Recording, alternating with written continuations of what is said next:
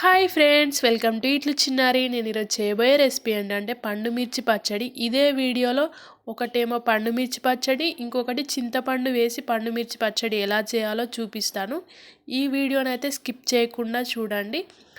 First of all నేను పండు మిర్చిని తీసుకొని క్లీన్గా వాటర్తో కడుక్కున్నాను. తర్వాత ఒక కాటన్ క్లాత్తో అన్నీ తుడుచుకొని ఆరబెట్టాను. తడి లేకుండా అంటే ఒక్కొక్క కాయకి తడి లేకుండా అయ్యాక తొడిమలు తీసి నేను ఇప్పుడు చేస్తున్న హాఫ్ కేజీలో నేను హాఫే చేస్తున్నాను.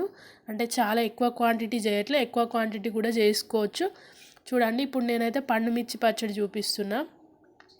చాలా ఈజీ.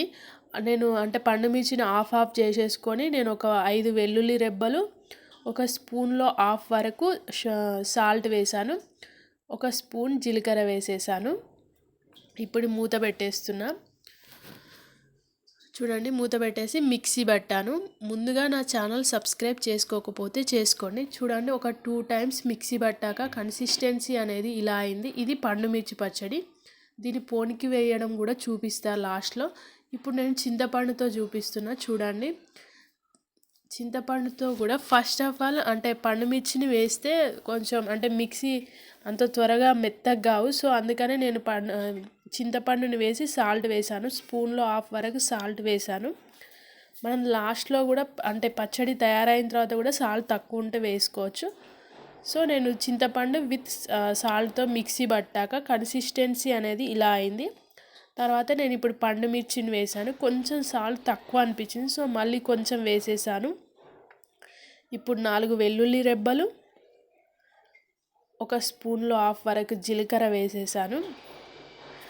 చాలా ఈజీ, చాలా టేస్టీగా ఉంటుంది. చూడండి, నేను ఇప్పుడు మళ్ళీ పెట్టేస్తున్నా. మిక్సీ పట్టాను.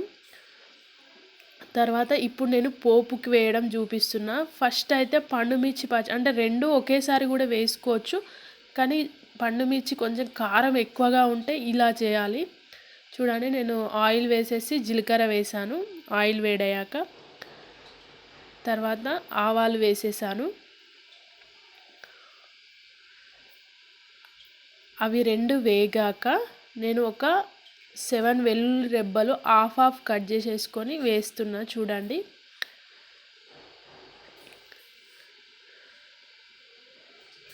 ఇప్పుడైతే నేను పండు మిర్చిని పోపుకి వేస్తున్నాను.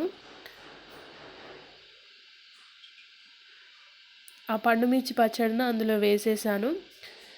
ఇవి మనం ముందుగా పండు మిర్చిని వేంపలే కాబట్టి కొంచెం ఆయిల్లో వేగితేనే టేస్టీగా ఉంటుంది. నార్మల్గా చాలామంది అంటే నార్మల్ మామిడికాయ పచ్చడి ఆవపొడి వేస్తారు కాబట్టి చల్లారిన నూనెలో కలుపుతారు, కానీ ఈ పండు మిర్చి పచ్చడిని అయితే అలా కలపొద్దు. సిమ్లో పెట్టేసి ఈ ఆయిల్లోనే కొంచెం వేంపాలి, అప్పుడే చాలా టేస్టీగా ఉంటుంది పచ్చడి. చూడండి, నాకైతే సాల్ట్ కూడా చాలా సరిపోయింది. చాలా టేస్టీగా ఉంది. సో పండు మిర్చి పచ్చడి అయితే రెడీ అయింది. ఇప్పుడు నేను పండు మిర్చి పచ్చడి కూడా పోపుకి వేస్తున్నా. చూడండి, అదే ప్యాన్లో ఇంకొంచెం ఆయిల్ వేసి ఆయిల్ వేడయ్యాక జీలకర్ర వేసాను. తర్వాత ఆవాలు కూడా వేసాను. మీరు ఇంకొంచెం ఆయిల్ కూడా వేసుకోవచ్చు. మేము ఆయిల్ కొంచెం తక్కువ వాడతాం కాబట్టి కొంచెం తక్కువ వేసాము. తర్వాత నేను 7 వెల్లుల్లి రెబ్బలు వేసేసి అవి కూడా వేగాక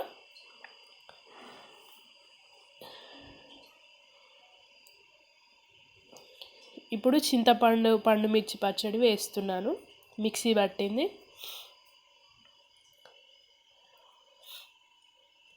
ఇంకొకటి ఏంటంటే ఇవి ఒక 7 months 8 months వరకు సాల్ట్ కరెక్ట్ వేసుకోండి.